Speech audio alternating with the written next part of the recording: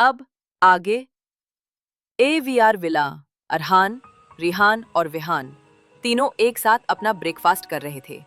अरहान के चेहरे पे कोई एक्सप्रेशन नहीं थे, तो वही रिहान के चेहरे पे एक अलग तरह की मुस्कान जमी हुई थी। अरहान रिहान को अपनी ठंडी नजर से देखने लगा। तुम्हें मैंने रेसिंग का बिजनेस सौंपा है, ना कि रेसिंग करने का।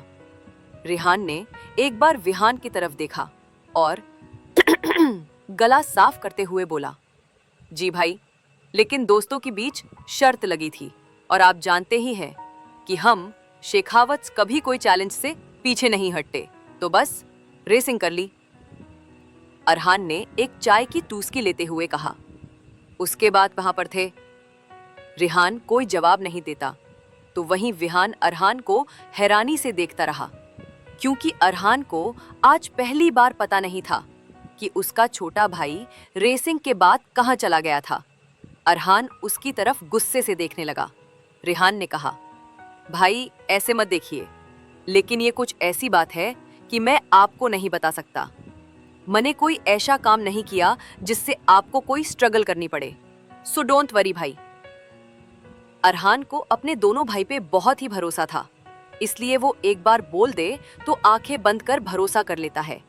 उसने शांति से कहा, देख रिहान, तू मेरा लाडला है और ना समझ भी मैं नहीं चाहता कि तेरी मस्ती में तुझे कुछ हो जाए, और हमारे दुश्मन बढ़ने लगे हैं, और ऐसे में मैं नहीं चाहता कि तुझे और विहान को कुछ भी हो।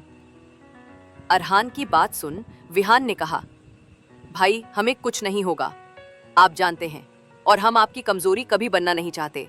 हम आपकी ताकत हैं, तो आप हमारी तरफ से कोई टेंशन मत लीजिए। ये सुन अरहान रिलैक्स हो गया।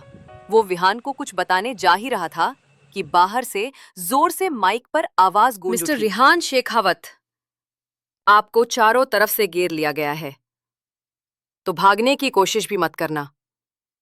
आपके लिए अच्छा होगा कि आप खुद को पुलिस के हवाले कर दो। ये सुनकर ही रिहान की तो जैसे गले में जान ही अटक गई थी। वो सीधे अरहान को देखता है जो उसे ही घूरे जा रहा था। उसने गुस्से में चम्मच पर अपनी पकड़ मजबूत कर दी। अरहान की एक्सप्रेशन देख रिहान को खांसी आने लगी। रिहान मन ही मन पानी पीते हुए बोला, अरे तो ईशा, तो क्या कर दिया मैंने कि पुलिस ने चारों तरफ से घेर लिया है। विहान अरहान की तरफ देखते हुए रिहान को देखने लगा और बोला, अबे साले, अब तूने क्या कर दिया कि पुलिस घर आ गई? कभी नहीं सुधरेगा साला, किसी काम का नहीं है। एक अंदर आया और सिर झुकाए बोला, सर, वो पुलिस। अरहान अपनी कोल्ड एक्सप्रेशन से एक बार रिहान की तरफ देख और नाश्ता करते हुए ठंडी और शांत लहजे में बोला, आने दो, देखते हैं किसकी बेइज्जती ज्यादा होती है। वो गार्ड सिर हिलाया चला गया। वामिका अपना इंटरव्यू खत्म कर बाहर जाने लगी थी।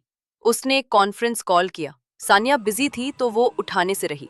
यामिनी ने कहा, क्या हुआ, बात बनी कि नहीं? वामी ने कहा, हाँ बन गई। मुझे यकीन नहीं हो रहा कि बैंगलोर की सबसे बड़ी फॉर्म की मैं अब एक परमानेंट वकील बन गई हूँ। वाओ, मेरा डिस्ट्रिक्ट अटॉर्नी बनने का सपना ज्यादा दूर नहीं है। वामिका की खुशी में यामिनी काफी खुश थी। यामिनी ने कहा, मुझे एक अर्जेंट सर्जरी में जाना है तो रखती हूँ। इतना कहकर वो फोन रख देती है। उसके रखते वामिका ने अपना फोन रख दिया और जाने लगी।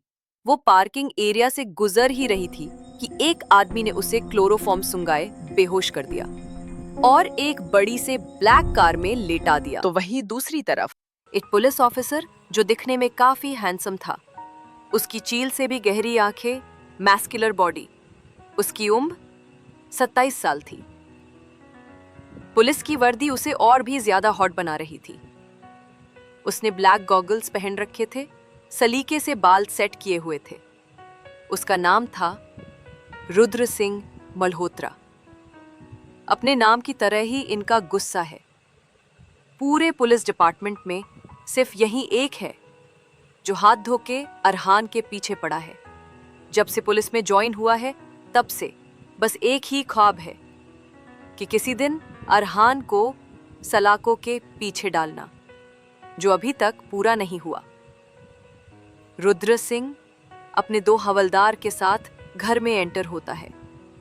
उसके चेहरे पे आज खुशी थी। आज उसका सपना जो पूरा होने जा रहा था।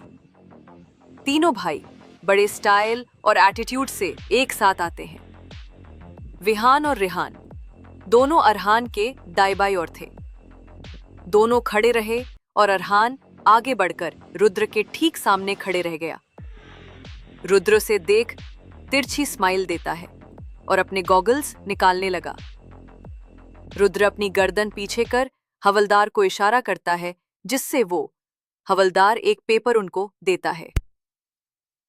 वहीं अरहान का मैनेजर यश आगे बढ़कर वो पेपर देखने लगा और पढ़ने लगा। रुद्र ने कहा, अरेस्ट वारंट है तुम्हारे छोटे भाई का, मिस्टर रेहान शेखफ्त का।